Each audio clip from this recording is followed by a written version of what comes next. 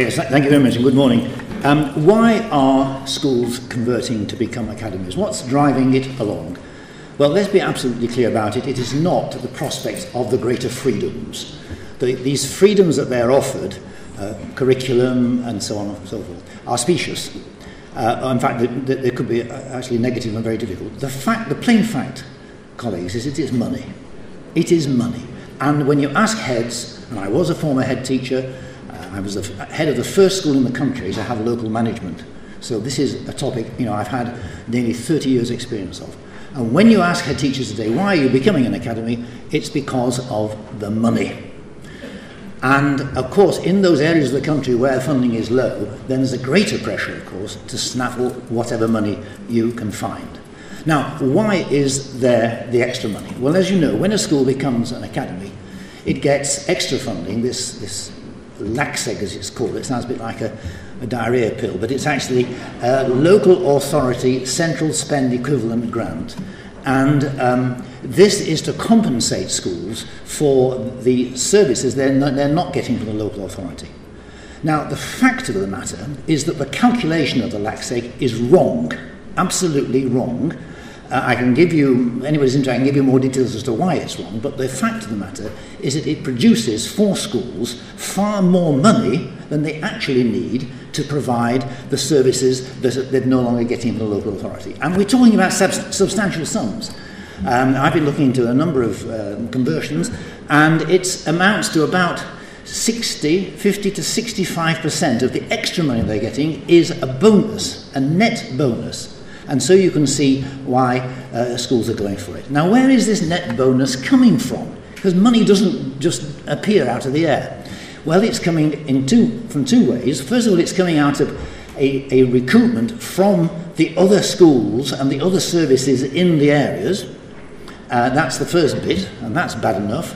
But it's also coming out of the general grant to local authorities. And as Gerald Vernon Jackson's already said, this has created a great deal of anxiety, because what they did was to simply top slice the grant to all local authorities, whether or not they had any academies. And if you're listening to the 7 o'clock news this morning, it's rather strange to wake up and hear the 7 o'clock news and find that they're talking about what you're going to talk about in a conference later on this morning.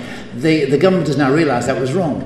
The government took out 148 million from this year's settlement and another 117 million from next year's settlement, making 265 from next year.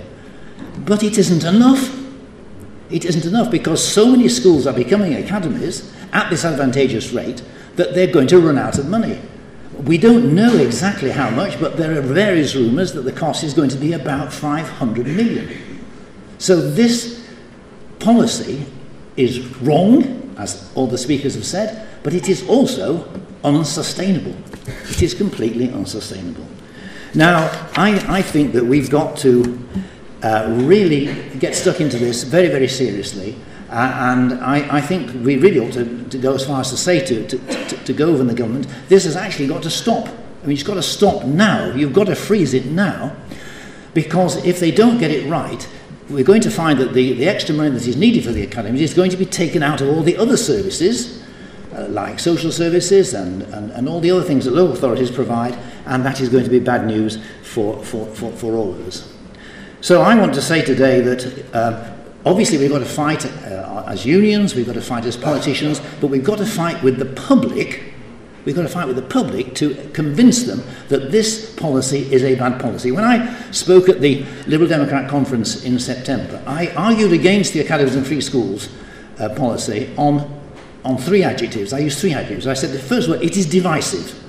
It's divisive within schools, between members of staff, between staff and heads and governors. It's divisive between schools, and it's divisive between schools and local authorities. My second adjective was unfair. It is unfair because it's going to make the better off even better off and the worse off worse off. And my third adjective was costly. It's going to be costly. And I would now add a fourth one. It is unsustainable. It is absolutely unsustainable. And it begs the question, what is public education for? Is it simply, are you in public education simply to protect the children, the young people in your own school? Or are we part of a wider system? I was looking yesterday at a website of a school that's going to become an academy. It's a school in Guildford, and it's on their website, so I'm not breaking any confidences. And the head teacher says that becoming an academy, we will get £625,000 LACSEG grant. We will lose a certain number of services, but I have been given a quotation which tells me that I can get those services for £60,000, giving him a net bonus of £570,000. Now, I looked at the school's motto, and the school's motto is, it's in Latin of course, so go would like it, non sibi sed toti, which means not for ourselves, but for all.